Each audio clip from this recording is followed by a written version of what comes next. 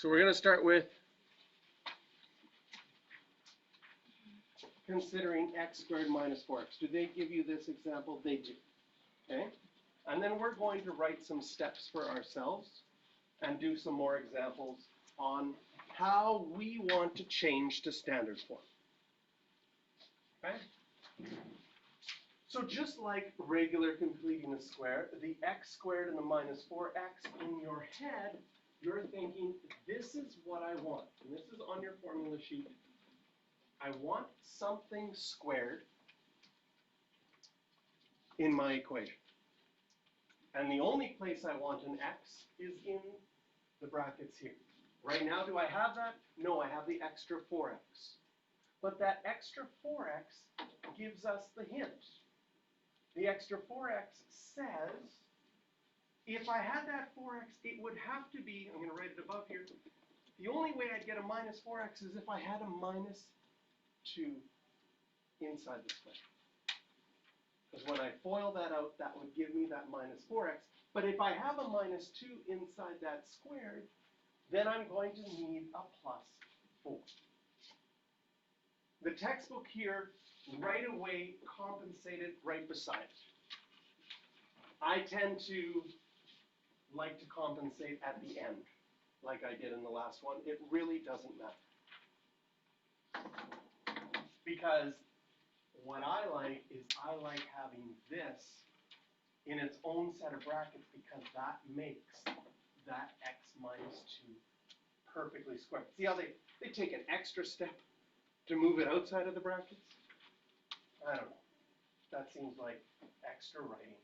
You can do it if you want. And now I have this part makes my x minus 2 squared, and my minus 4 and 10 gives me a 6. So now I know my vertex is at 2, 6. And everything is nice. Because that standard form lets me write things nicely. So what I'm going to do is you have space at the bottom of page 292.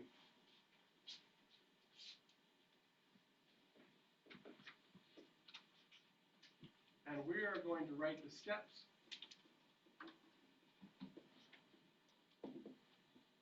for changing to standard form. And in brackets, I'm going to write out the standard form for you because that is our goal. Underneath, just because you might hear other teachers say, oh, just use completing the square, I'm going to call it completing the square part 2. Because it's different than part 1. And it's terribly frustrating as a student when someone says, just do this, and you're like, but you're making me do it differently than I did last time. That's confusing for me. It is supposed to be different. Completing the square part 2 is different than completing the square part 1. So we have completing the square part 1 was when we solved for equations by completing the square. Completing the square part 2 is your steps for changing to standard form. Okay? So what we're going to do to help us understand these steps is we'll write the steps on one side and we'll actually do a question on the other side at the same time. So you can see the steps in words and then also see it happening with numbers at the same time.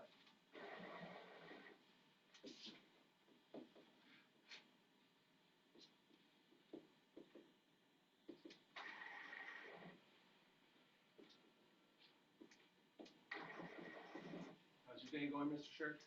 Excellent. Even better now that working sharpener is in play. There you go. How did it go last night? Pretty good. Pretty good. Really good. Yeah, I heard Kyle and Arlie did really well. Both? Yeah, both. Crazy, Yeah. right? It's awesome. And then same thing, lots of good stuff at the, Yeah, girls did really well in doubles. Boys doubles, not as much. okay. And then singles, did you see any? Tonight. Okay. Gotcha. Congrats.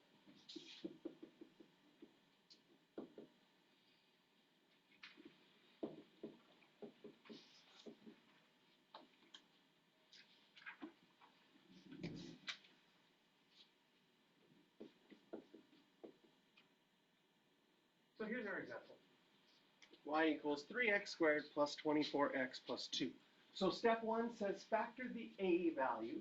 The a value is whatever in front of x squared out of the first two terms.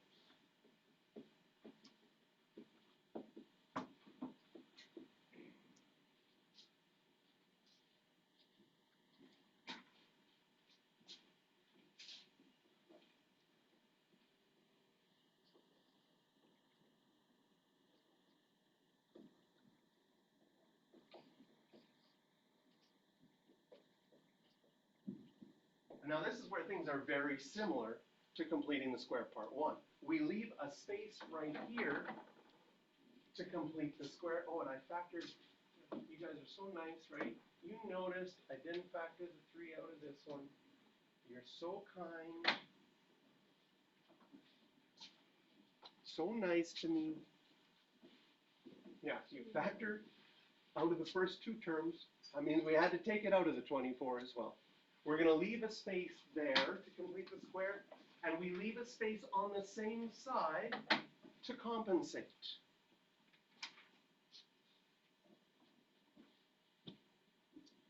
Okay?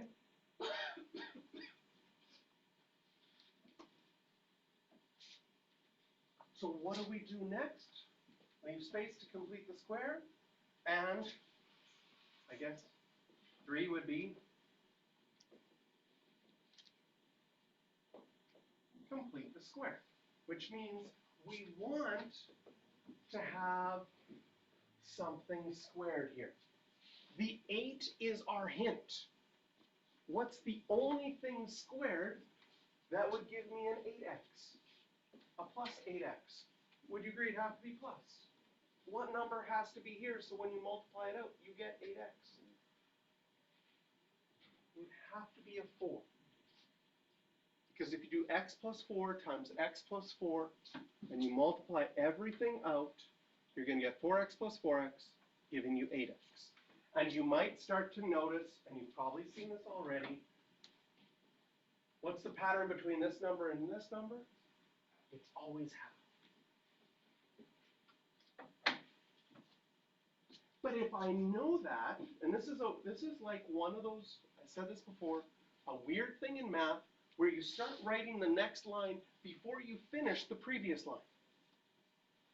This is not really equal to x plus 4 squared because there's a number missing. What number is missing? A 16. So in this space, I would have to add 16. In the second space, I have to compensate. Because if I add 16, I have to subtract 16. That's the only thing that makes sense. But I haven't actually just added 16. This 16 also is going to get hit by this 3, which means I've actually added 48. So I'm going to have to compensate by subtracting 48. Yeah. The 16 is because if you multiplied out x plus 4 times x plus 4, what would your last terms do? 4 times 4 would give you that 16. So this is where I'm saying that you're kind of doing the next step and then going back to the previous step to fill in the blanks. And now that I filled in the blanks, can you see that here there would be a minus 46? Because I have 2 minus 48. So I'm going to say complete the square, and I'm going to put in brackets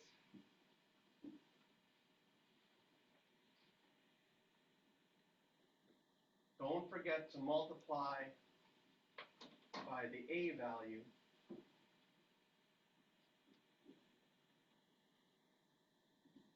when filling in the second space. So we multiplied that 16 by the 3 by that a value when I filled in that second space to make it negative 48. Because we have to compensate, so we're doing nothing.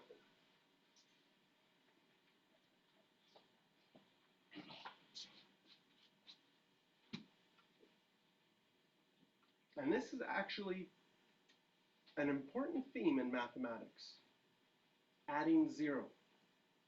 I was actually stuck on a calculus question last night. And I was like, oh, I'll leave it for tomorrow. No problem, I don't want to do it. And then I couldn't fall asleep. So I decided I would try to figure it out just in my head, because I couldn't sleep anyways.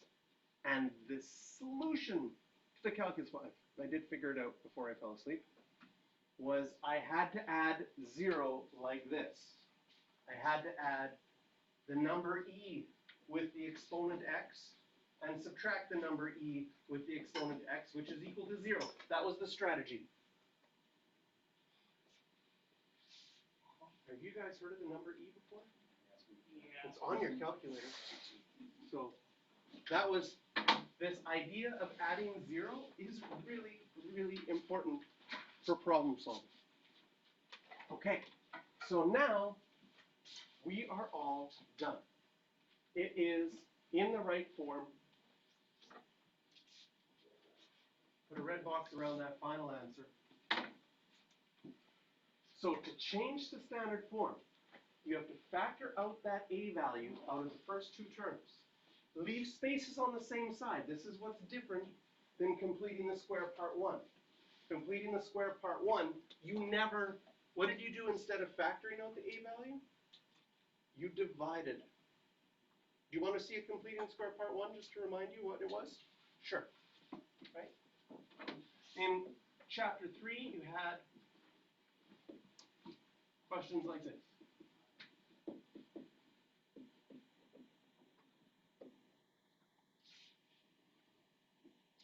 Let's do, yeah.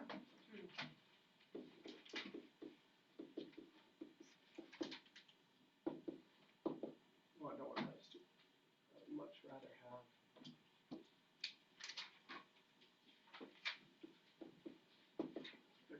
Something like.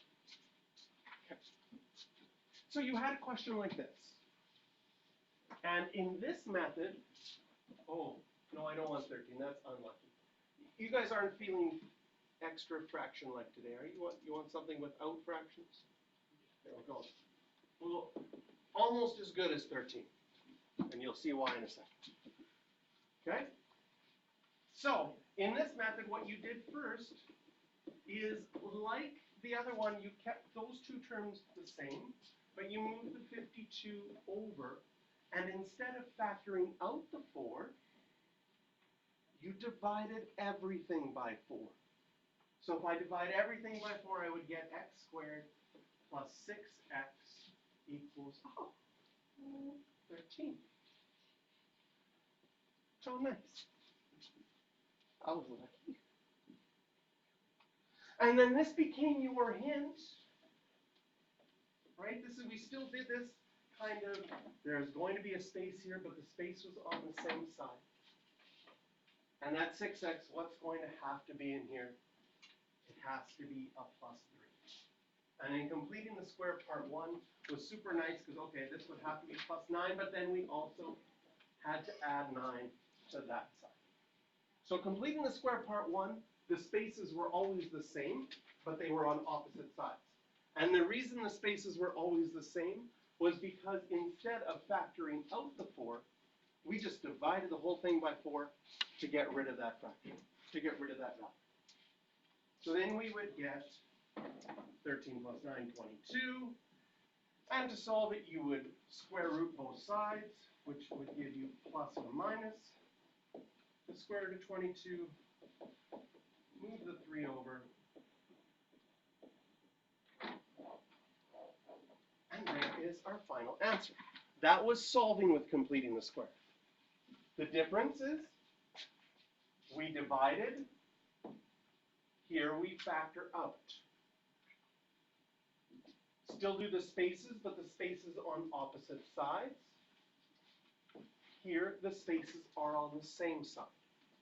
And the reason we are doing things like this is because in standard form, you can't divide out the a. It stays there. It's part of the equation. X minus p squared plus q is all on the same side. We're not solving for something with two different sides. So very similar but slightly different. So let's look at example 1. It's in general form. Can you tell the vertex from something in general form easily? No. I mean, you could type it in your graphing calculator and find the vertex.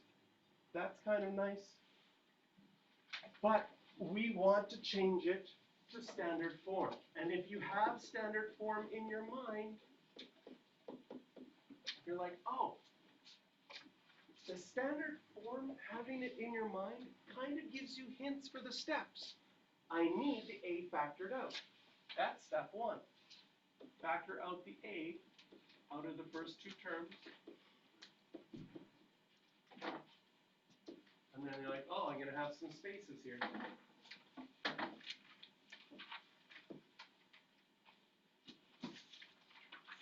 Next, before I fill in those spaces, I'm like, well, I want this to be squared. That minus 4 is the hint that I'm going to have minus 2. And again, starting to notice that pattern, that that's always half. And if it's a minus 2 and I square this, x minus 2 times x minus 2, I'd have x minus 4x plus 4. But I need to compensate. And the compensating won't be minus 4. It will be minus 12. Why? Because that 3 hits that 4. I've actually added 12. So to compensate, I need to subtract 12, which gives me minus 5. And now that it's in standard form, it is super easy to see what my vertex is at 2, negative 5. Okay, so try some questions.